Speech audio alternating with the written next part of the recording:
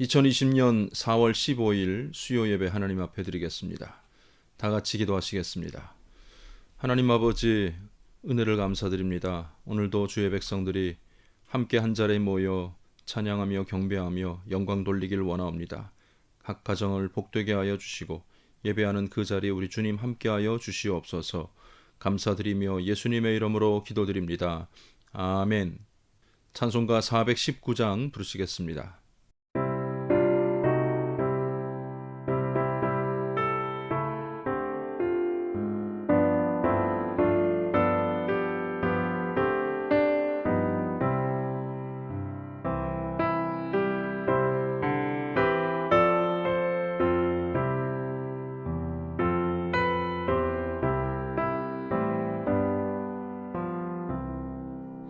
주 날개 밑 내가 편안히 쉬네.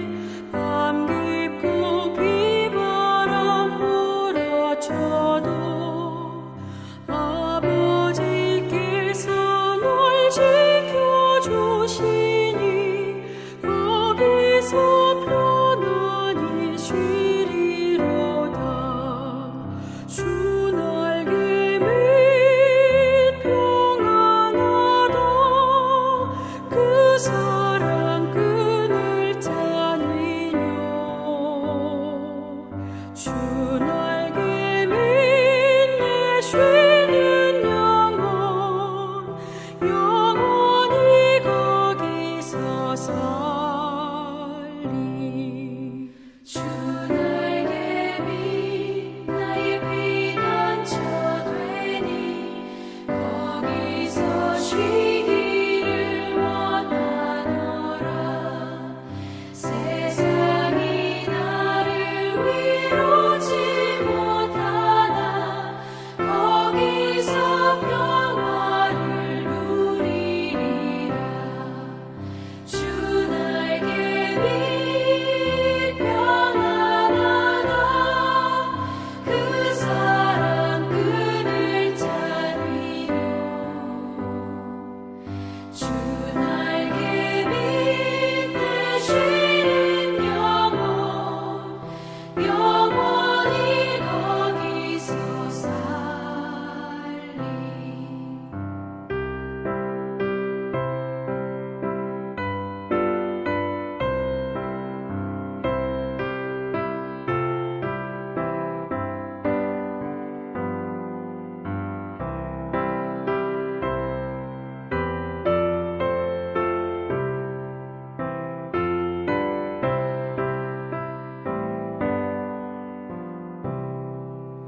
주 날개 밑 참된 기쁨이 있네.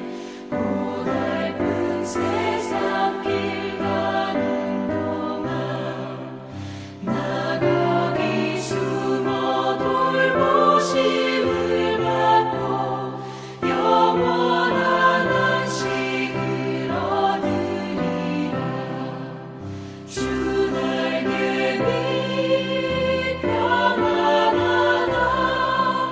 그 사랑 끈을 짜니뇨. 주 날개 밑에 쉬는 영원히 거기서 살리.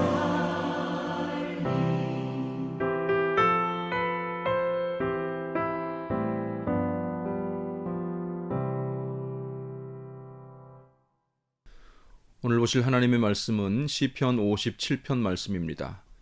시편 57편 1절부터 마지막 11절까지. 하나님이여 내게 은혜를 베푸소서. 내게 은혜를 베푸소서.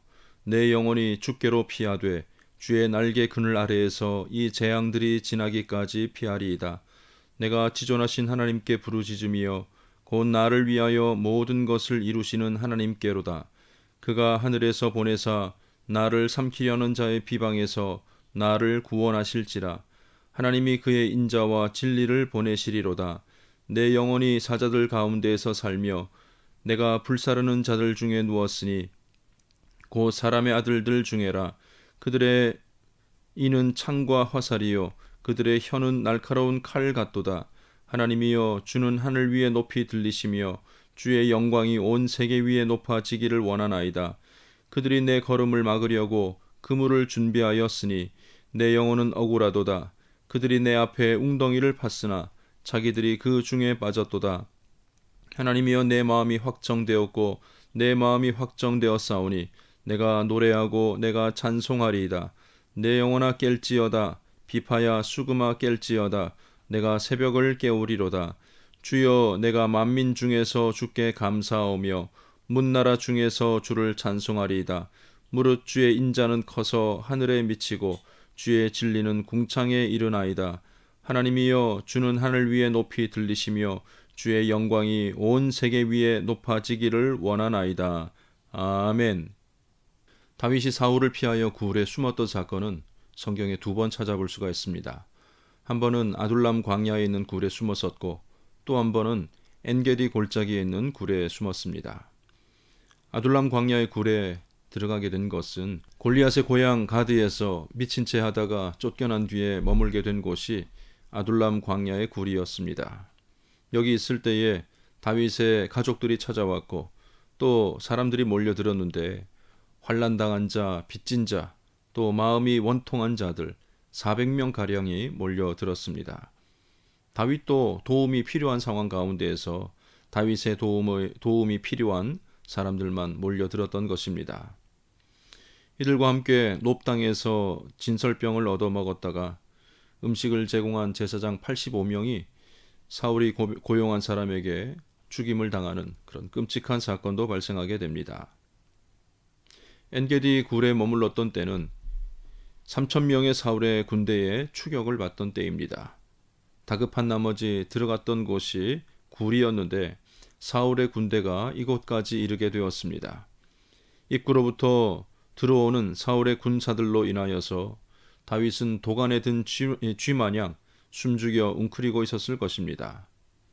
그곳에 아무도 없다고 판단한 사울은 조금 더 깊은 곳으로 들어가서 용변을 보게 됩니다. 그 어둠 속에 숨어있던 다윗과 사울이 가장 가까운 거리에 있었던 때입니다. 사울을 죽이라는 신하들의 조언을 뒤로 하고 다윗은 사울의 겉옷만 살짝 베게 됩니다. 굴에서 나간 사울의 뒤를 따라 나간 다윗은 엎드려서 사울을 불러서 굴에서 있었던 일들을 아뢰게 됩니다. 사울은 울며 다윗의 선행을 칭찬하며 더 이상 추격하지 않겠다고 약속을 합니다. 물론 그 약속은 지켜지지 않습니다. 역사에 만약이라는 것은 없겠지만 사울의 군인들이 조금만 더 깊이 굴로 들어갔더라면 다윗은 어떻게 되었을까요? 그 긴장된 죽음의 위협 앞에 이런 시를 다윗은 쓰게 되었던 것입니다. 이처럼 위기의 상황에서 하나님께 기도하지만 다윗은 자신이 당한 그 문제에 초점을 맞추고 있지 않습니다. 이 시를 통하여서 보면 문제를 해결해 주시는 하나님께 초점을 맞추고 있습니다. 매우 큰 곤경을 당한 기자는 2차례나 하나님의 은혜를 베풀어 달라는 간구로 노래를 시작하고 있습니다. 하나님이여 내게 은혜를 베푸소서, 내게 은혜를 베푸소서. 참으로 절박한 상황에 처한 사람이 그를 불쌍히 여겨달라는 그런 외침으로 보여집니다. 하나님, 내게 은혜를 베풀어 주셔야만 하겠습니다. 그리고 한 걸음 더 나아가서 하나님의 자비가 임할 때까지 무작정 기다릴 수 없음을 그는 고백합니다. 절박해진 다윗은 스스로 하나님의 날개 아래로 피신하여 온갖 위기가 지나가기까지 그곳에 머물기를 원하고 있습니다. 1절 하반절에 보면 주의 날개 그늘 아래에서 이 재앙들이 지나기까지 피하리이다. 어린 자녀들과 길을 걷고 있을 때에 갑자기 먼지바람이 일면 어떻게 합니까? 아이를 앞세우는 부모는 아마도 없을 것입니다. 아이를 품에 안고 바람을 등지고 서는 것이 부모의 마음일 것입니다. 바람은 내가 맞더라도 자녀의 눈과 입에 먼지가 들어가는 것을 볼 수 없는 것이 바로 부모의 보편적인 심정 아니겠습니까? 그러나 거기에도 한계가 있습니다. 지금의 이탈리아의 남부 폼페이라는 고대 도시에 화산 폭발이 일어났습니다. AD 79년도의 일이었습니다. 2000여 명의 목숨을 앗아간 재난이 얼마나 급박한 일이었던지 도망치다가 용암에 굳어버린 사람들의 화석들이 지금도 즐비합니다. 신기한 것은 남자들은 주로 뒤로 누운 모습이 많았고 여자들은 웅크려 있는 모습이 많았다고 합니다. 이유인즉슨 남자들은 혼자 살려고 도망치다가 결국 죽은 사람들이 많은 것이고 여자들은 그 와중에서도 자기 자녀를 품에 안고 죽은 사람이 많아서랍니다. 아무리 큰 모정으로 아이를 안아주어도 사람의 한계를 벗어난 일에 있어서는 모정도 소용이 없었다는 것을 알게 됩니다. 그러나 우리 하나님의 손으로 나를 막아주실 때에 우리는 온전한 보호를 경험할 수 있게 됩니다. 마치 어미새가 아기새를 품에 안듯이 하나님의 날개 아래에 있는 사람은 완전한 보호를 받습니다. 시편 5편 11절 말씀에도 주께 피하는 모든 사람은 다 기뻐하며 주의 보호로 말미암아 영원히 기뻐 외치고 주의 이름을 사랑하는 자들은 주를 즐거워하리이다 라고 고백합니다. 시편 17편 7절과 8절 말씀에도 주께 피하는 자들을 그 일어나 치는 자들에게서 오른손으로 구원하시는 주여 주의 기이한 사랑을 나타내소서 나를 눈동자같이 지키시고 주의 날개 그늘 아래에 감추어 주신다라고 말하고 있습니다. 다윗은 그가 피하고자 하는 하나님이 어떤 분이신지 고백합니다. 하나님의 속성에 관하여서 오늘 말씀을 통해서 두 가지를 고백하고 있는데 먼저 하나님은 지존하신 하나님이시고 두 번째는 모든 것을 이루시는 하나님이시다라고 말하고 있습니다. 지존하시다는 것은 세상 어떤 신들과 절대 비교할 수 없는 특별하고 높으신 분이라는 뜻입니다. 이 말이 다른 신들을 인정한다는 의미는 아닙니다. 유일하신 하나님만이 지존하신 분이라는 그런 뜻으로 보면 되겠습니다. 또한 하나님은 우리를 위해 모든 것을 이루어 주시는 하나님이십니다. 이룬다라는 말의 의미는 하나님이 각 사람에 대해서 계획하신 바를 성취하신다라는 뜻으로 볼 수가 있습니다. 또한 본문에 따르자면 억울한 일을 당한 사람들을 위해 복수하신다는 뜻으로 볼 수도 있습니다. 하나님은 우리가 억울한 일을 당하면 꼭 복수하는 분이시며 세상의 그 어떤 신들도 하나님의 보복을 방해할 수 없다는 그런 말씀입니다. 이처럼 위대하신 하나님께서는 간구하는 다윗을 위해서 도움을 주시는데 하늘에서 도움을 보내주십니다. 그 도움은 바로 하나님의 인자와 진리입니다. 무슨 큰 무기나 군대가 아니어도 하나님의 자녀를 향한 은총인 인자와 성실하게 그 일을 행하시는 진리가 임할 때에 우리는 능히 이길 수가 있는 것입니다. 세상에서 가장 강력한 것은 자녀를 향한 하나님의 사랑입니다. 다윗은 하나님의 도움을 구할 수밖에 없는 상황을 세 가지 비유로 표현하고 있습니다. 첫 번째, 지금 그는 당장이라도 그를 물어뜯을 듯이 달려드는 사자들 중에 살고 있다라고 고백하고 있습니다. 원수들은 다윗을 갈기갈기 찢어 죽이기 위해서 달려듭니다. 둘째, 그는 불사르는 자들 중에 누워 있다고 말하고 있습니다. 원수들은 다윗의 모든 것을 불살랐습니다. 그의 평안한 거처, 사람들과의 관계에 불을 살라 버렸습니다. 세 번째로 그를 괴롭히는 원수들의 이는 창과 화살이며 혀는 날카로운 칼과 같다라고 말하고 있습니다. 원수들의 비방과 곡해하는 말로 인하여서 고통받고 있음을 고백하고 있습니다. 그들의 말이 얼마나 치명적인지 남을 죽이는 칼과 창에 비교하고 있다는 말입니다. 그러나 5절로 넘어가면 다윗은 더 이상 두려워하지 않습니다. 원수들이 아무리 날뛰어도 그들은 사람의 아들 중 하나일 뿐이고 그는 전능하신 하나님께 피하였기 때문입니다. 아무리 거세게 공격해 오더라도 하나님이 그를 보호해 주시겠다는 확신으로 하나님을 찬양하게 됩니다. 하나님이여, 주는 하늘 위에 높이 들리시며 주의 영광이 온 세계 위에 높아지기를 원하나이다. 이 5절의 고백은 마지막 11절에서도 한 번 더 등장하게 됩니다. 본문 6절부터 마지막 11절까지는 구원을 확신하는 이의 찬양으로 이어지고 있습니다. 큰 위기, 원수들의 도전 아래 은혜를 베풀어 달라는 외침으로 시작하였던 시가 하나님의 완전한 도움을 확신하는 가운데 기쁨의 찬양으로 이어지고 있는 것입니다.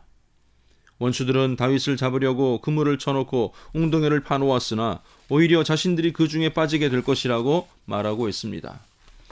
아직 원수들이 자기 생명을 위협하는 온갖 방해가 사라진 것은 아니지만 하나님이 그 모든 위협으로부터 그를 보호해 주실 것을 믿고 확신하기에 그는 더 이상 걱정하지 않습니다. 그러므로 그는 세상 일을 걱정할 시간에 하나님을 찬양하기로 마음에 확정합니다. 오직 하나님을 찬양하겠다는 의지를 확고히 다지기 위하여서 내 마음이 확정되었다라는 말을 2번씩이나 반복하며 고백하고 있습니다. 어떤 어려움 속에서도 하나님을 떠나지 않겠다는 그런 의지적인 다짐과 고백으로 볼 수가 있는 것입니다. 그는 하나님을 찬양하는 일로 새벽을 깨우려고 합니다. 새벽을 깨운다는 의미가 무엇일까요? 2가지 가능성이 있는데 첫째, 하나님을 찬양하며 밤을 새우겠다는 뜻입니다. 우리 한국교회 정서로 말하자면 철야기도 하겠다는 뜻 아니겠습니까? 둘째, 하루의 첫 시작 새벽을 하나님께 대한 찬양으로 출발하겠다는 의미로 볼 수도 있습니다. 마찬가지로 새벽기도 하겠다는 뜻으로 볼 수가 있는 것입니다. 어떤 의미이든지 하나님을 찬송하는 것으로 그의 삶을 가득 채우겠다는 그런 결단과 다짐의 고백이라고 말할 수가 있습니다. 고통의 밤을 지나 구원의 새벽을 맞이하겠다는 소망을 표현하고 있는 것입니다. 그리고 다윗은 그 자신만의 찬양으로 끝내지 않습니다. 온 열방 앞에서도 주님께 감사하며 찬양하겠노라고 그는 서원하고 있습니다. 9절 말씀, 주여 내가 만민 중에서 주께 감사하며 문나라 중에서 주를 찬송하리이다. 그가 찬송하려는 내용은 하나님의 인자와 궁창까지 이르는 하나님의 진리를 찬양하고자 합니다. 끝없는 은혜와 진리로 우리 삶을 가득 채워주시는 하나님을 만방에 전하겠다는 의미로 볼 수가 있습니다.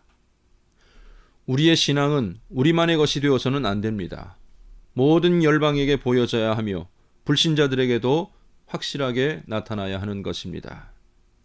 다니엘은 바벨론의 포로로 끌려가서 관리가 된 사람입니다.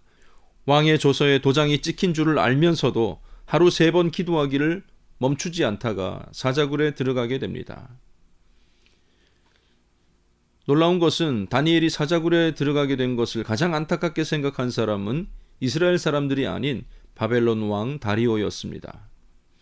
다니엘을 구원할 방법을 백방으로 찾다가 결국 다니엘을 내려보내면서 내가 항상 섬기는 너의 하나님이 너를 구원하시리라 라고 말하고 있습니다. 평생 믿음 생활 해왔던 사람의 고백처럼 들려집니다. 그리고 하루가 지난 뒤 사자굴을 찾아간 다리오는 하나님의 종 다니엘아, 내가 항상 섬기는 내 하나님이 사자들에게서 능히 너를 구원하셨느냐라고 물었고 다니엘은 살아서 나오게 됩니다. 평소 신실하게 신앙생활하는 그 모습은 이방 나라의 왕에게도 감동이 되었고 그 또한 하나님을 믿게 되는 그런 계기가 되었다는 말씀입니다. 오늘 우리가 하나님을 찬양하고 예배하고 경배하는 그 모습이 우리만의 것이 되도록 해서는 안 될 것입니다. 만민 중에서 그 찬양이 있어야 할 것이고 문나라 백성 앞에서 우리는 주를 높여야 할 것입니다. 이것은 단지 찬양하면서 노방전도하는 것을 말하는 것이 아니라 그리스도인의 삶의 전반적인 모습이 그렇게 나타나야 된다는 것을 뜻하고 있습니다. 정치나 경제나 문화나 예술이나 체육이나 모든 방면에 있어서 그리스도인들은 하나님을 찬양하는 모습으로 세상에게 보여져야 한다는 말입니다. 하나님의 영광 가리지 않고 하나님 믿는 것이 얼마나 좋은 일인가를 보여줄 수 있는 저와 여러분들의 삶이 되어야 될 줄로 분명히 믿습니다. 사랑하는 성도 여러분, 오늘 1절의 고백처럼 언제 끝날지 모르는 이 재앙을 우리는 지금 몸소 경험하고 있지 않습니까? 그러나 죽음의 두려움 앞에서도 하나님께 피하는 자는 보호를 받게 될 것입니다. 위기 앞에서 잠시 두려웠지만 오히려 크고 놀라우신 하나님으로 인하여 다윗은 하나님을 찬양하며 그의 시를, 그의 기도를 마무리합니다. 11절을 함께 봅니다. 하나님이여, 주는 하늘 위에 높이 들리시며 주의 영광이 온 세계 위에 높아지기를 원하나이다. 기도하겠습니다. 하나님 아버지, 은혜를 감사드립니다. 끝날 줄 모르는 재앙과 여러 가지 어려움들 앞에서 우리가 낙심하거나 두려워하지 않도록 도와주시옵소서. 주의 날개 아래 거할 수 있도록 도와주시고, 하나님의 보호와 도우심 가운데 우리가 위로를 얻고 용기를 얻고 다시 한번 일어설 수 있도록 도와주시고, 그저 그 상태로 만족할 것이 아니라 오히려 하나님을 찬양하며 영광 돌리는 그 자리에 우리 모두가 있게 하여 주시옵소서. 위기를 극복하고 어려움을 마주하는 우리의 모습이 세상 사람들에게 본이 될 수 있도록 도와주시고, 그들도 하나님을 찾을 수 있는 계기가 되게 하여 주시옵소서. 감사드리며 예수님의 이름으로 기도드립니다. 아멘. 광고 말씀드립니다.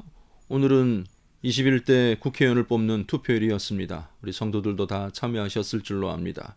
이 나라와 이 민족, 좋은 정치, 또 이 모든 코로나의 위기 가운데서 속히 벗어날 수 있도록 각자의 자리에서 힘있게 기도하는, 기도의 책임을 다하는 우리 성도님들 다 되시기를 바랍니다.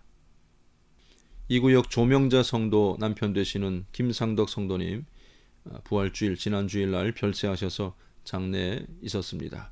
참여하시고 위로해 주셔서 성도님들께도 감사의 말씀을 드립니다. 다 같이 찬송가 358장 부르시고 축도함으로 오늘 예배를 마치겠습니다.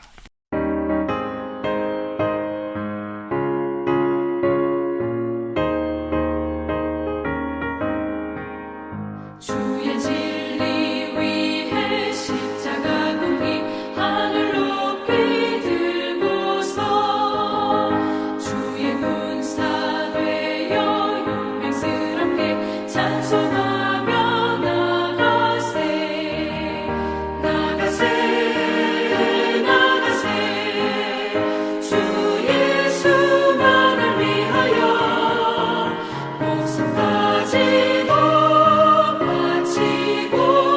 싸움터로 나가세 원수들이 비록 강할지라도 주의 군기 붙잡고 주의 진리 위해 용기 다하여 분발하여 싸우세 나가세 나가세 주 예수만을 위하여 목숨까지도 바치고 싸움터로 나가세